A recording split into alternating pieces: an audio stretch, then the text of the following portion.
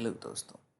आज हम डिस्कस करेंगे कि ट्रेडमार्क एप्लीकेशन और उसके स्टेटस के बारे में। जैसे ही हम ट्रेडमार्क को फाइल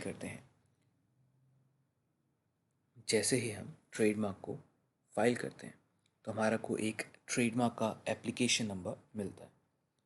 यूजुअली 6 से 12 महीने लगते हैं किसी भी ट्रेडमार्क को रजिस्टर होने में। देखिए, जो पीरियड है जिस टाइम में ट्रेडमार्क का इंस्पेक्शन चलता है, एडवर्टीज़मेंट होती है, ये सारे पीरियड मिला मिलू के 6 से 12 महीने का टाइम ले जाते हैं अगर आपके ट्रेडमार्क में कोई प्रॉब्लम ना हो, अगर वो सिंपल एक्सेप्ट होता चला जाए। देखिए, इस पीरियड में जो कि 6 से 12 महीने का होता है, उसके अंदर क्या होता है कि ट्रेडमार्क का जो भी स्टेटस होता है हर टाइम हमारे को अपडेट कर दिया जाता है ऑनलाइन, और ये हम चेक कर सकते हैं एप्लीकेशन नंबर डाल के। इससे हमें पता चलता है कि हमारा ट्रेडमार्क का जो एप्लीकेशन है वो किस स्टेज पर है। अब हमारे लिए बहुत ज़रूरी हो जाता है जानना स्टेटस हमारे ट्रेडमार्क एप्लीकेशन का। अब हम देखते हैं कि ट्रेडमार्क एप्लीकेशन के स्टेटस के टाइप्स कैसे कैसे होते हैं।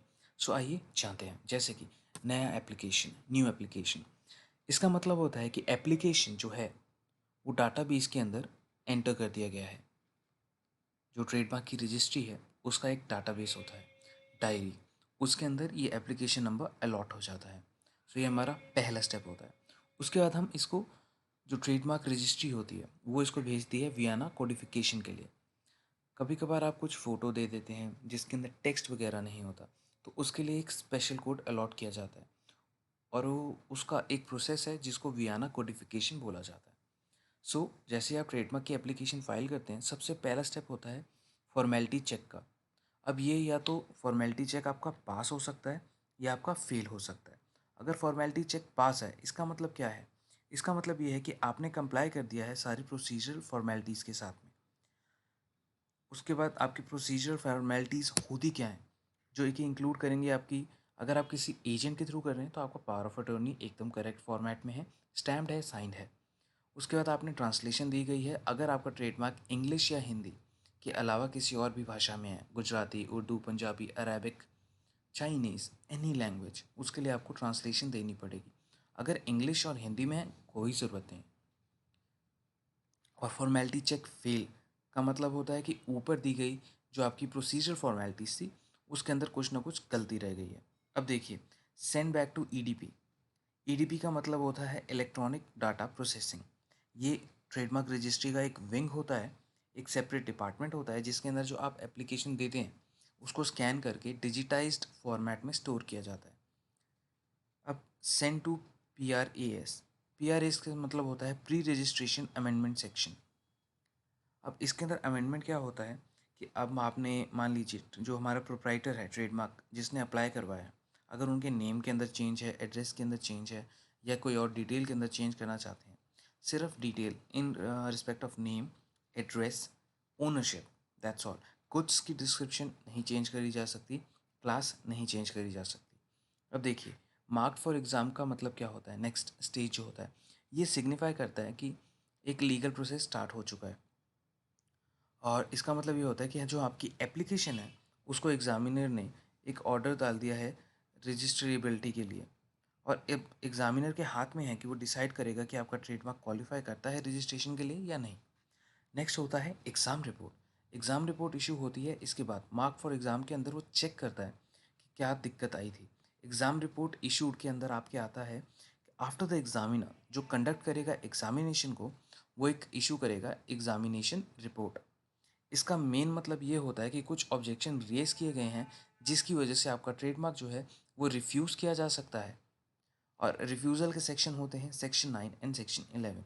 इनके ऊपर वीडियो अलग से बना दी जाएगी जिसकी वजह से आपको और इन डेप्थ नॉलेज मिली जाएगी। अब एक मैं डिस्क्लेमर देना चाहूँगा कि ये वीडियो सिर्फ एक नॉलेज पर्पज़ के लिए बनाई गई है। आपको मैं यही राय दूंगा कि आप कोई भी एक्शन लेने से पहले एक लीगल प्रैक्टिशनर की सलाह लें, आप किसी प्रोफेशनल की सलाह लें। आइए देखते हैं। आप देख रहे होंगे आपके राइट साइड में क्यूआर कोड दिया गया है। अगर आपको कोई क्वेरी है, आप डायरेक्टली हमें व्हाट्सएप पे कॉन्टैक्ट कर सकते हैं इस स्कैन कोड के थ्रू, या आप हमारे को व्हाट्सएप कर सकते हैं ऊपर दिए गए नंबर पे, या आप हमारे को डायरेक्टली कॉल कर सकते हैं राइट साइड में दिए गए नंबर पे। अब एग्जामिनेशन रिपोर्ट जैसे ही इशू कर दी जाती है, उसके बाद नेक्स्ट स्टेटस आता है रिप्लाई का। अगर आप एग्जामिनेशन का रिप्लाई देते हैं तो उसके बाद अभी स्टेटस जो है वो ऑब्जेक्टेड दिखा रहा होता है एग्जामिनेशन रिपोर्ट इशू होने के बाद। ऑब्जेक्टेड के बाद आपको ऑप्शन मिलता है कि आप उसका रिप्लाई फाइल करें विद इन 30 डेज। अगर आप नहीं करते हैं तो आपकी ट्रेडमार्क की एप्लीकेशन अबेंडन मान ली जाती है, बट यूजुअली आपको टाइम मिल जाता है थोड़ा सा, गिव और टेक। उसके लिए आपको रीज़न सजेस्ट करने पड़ते हैं। नाउ अबेंडेंड का मतलब क्या होता है? अगर आपका ट्रेडमार्क एप्लीकेशन स्टेटस अबेंडन दिखा रहा है, इसका मतलब आपको दिए गए टाइम लिमिट के अंदर आपने अपनी ट्रेडमार्क की एप्लीकेशन के ऊपर कोई भी एक्शन नहीं लिया है। इस वजह से उसको अबेंडन मान लिया जाता है कि जिसने ट्रेडमार्क अप्लाई किया था एप्लीकेंट ने, वो अब इस ट्रेडमार्क में इंटरेस्टेड नहीं है, तो अब उसको खारिज कर दिया जाता है, अबेंडन कर दिया जाता है।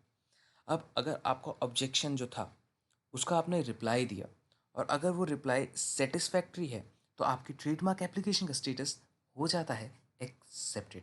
सो एक्सेप्टेड का मतलब क्या होता है कि एग्जामिनर को कोई और फर्दर ऑब्जेक्शन नहीं है आपके ट्रेडमार्क के ऊपर, और वो उसको ट्रेडमार्क जर्नल में पब्लिश कर देगा 90 से 120 दिन के लिए मिनिमम, प्रायर टू रजिस्ट्रेशन।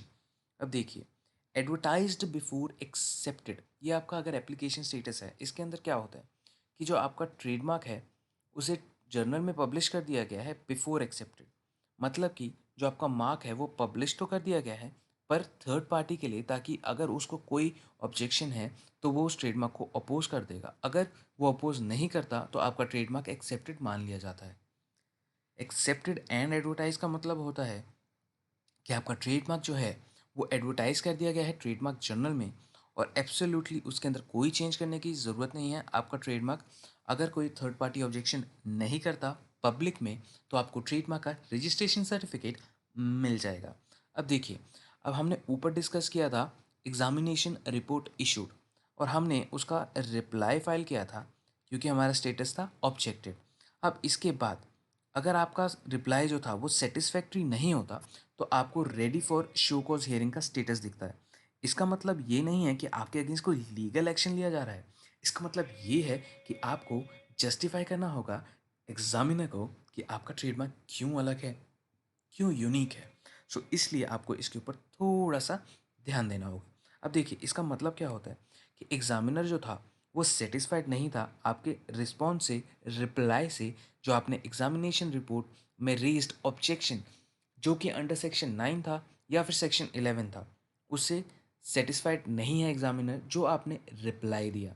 अब आपको एक और चांस दिया जाता है कि आप एक्सप्लेन करें कि क्यों आपका मार्क जो है वो रिफ्यूज़ ना किया जाए। अब आपको एक हियरिंग अटेंड करनी होती है, और उस हियरिंग अटेंड करने के बाद या तो आपका स्टेटस रिफ्यूज़ आ जाएगा या फिर आपको एक्सेप्टेड आ जाएगा।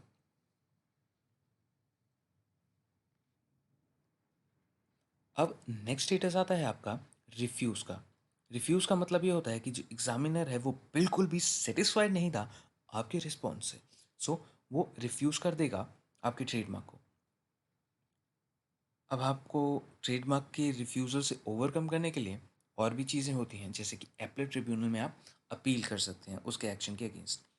अब देखिए, अगर आपका ट्रेडमार्क का एप्लीकेशन का स्टेटस आ गया है अपोज्ड, तो इसमें घबराने वाली कोई बात नहीं है। इसका मतलब ये है कि आपके ट्रेडमार्क को जब एडवर्टाइज कर दिया गया था ट्रेडमार्क जर्नल के अंदर, तो एक थर्ड पार्टी ने, जिसके पास 4 महीने का टाइम होता है अपोज करने के लिए, उस पब्लिश्ड ट्रेडमार्क को, उस थर्ड पार्टी ने आपके एप्लीकेशन के अगेंस्ट एक ऑब्जेक्शन रेज करा है कि जी आपका ट्रेडमार्क उससे मिलता जुलता है, सो आपके ट्रेडमार्क को रोक दिया जाए। अगर आपका ट्रेडमार्क का स्टेटस हो गया है रजिस्टर्ड, इसका मतलब है कि आपका ट्रेडमार्क रजिस्टर हो चुका है। आप अपनी ट्रेडमार्क की रजिस्ट्रेशन सर्टिफिकेट को डाउनलोड कर सकते हैं और कुछ दिन में आपके घर पे भी भेज दिया जाएगा। रिमूव का मतलब ये होता है कि आपका जो ट्रेडमार्क है वो रजिस्टर्ड तो था, पर आपने उसकी रिन्यूअल नहीं कराई है, और इस नॉन रिन्यूएबिलिटी की वजह से आपके ट्रेडमार्क को निरस्त कर दिया जाता है, रिमूव कर दिया जाता है। आपके पास 5 साल का टाइम होता है। अगर आप इसके अंदर अपनी renewal fees plus late fees डाल दें तो रजिस्ट्रार आपको अलाउ कर देगा वापस से रजिस्टर्ड होने के लिए। सो देखिए, विड्रॉन, विड्रॉन का मतलब ये है कि जो ट्रेडमार्क एप्लीकेंट है, अगर उसने अप्लाई कर रखा था और समहाउ वो अपना ट्रेडमार्क की एप्लीकेशन वापस लेना चाहता है, तो जैसे ही वो वापस लेगा, वॉलंटरी विड्रॉल की वजह से उसका ट्रेडमार्क का एप्लीकेशन का स्टेटस विड्रॉन शो होगा। सो हम आपको इसी चैनल पे बस यही इन्फॉर्मेशन देना चाहते थे, जिसकी वजह से आपको बहुत सी चीज़ें मिली हैं। अगर आपको हमारी वीडियो अच्छी लगे तो इसको लाइक कीजिएगा, शेयर कीजिएगा।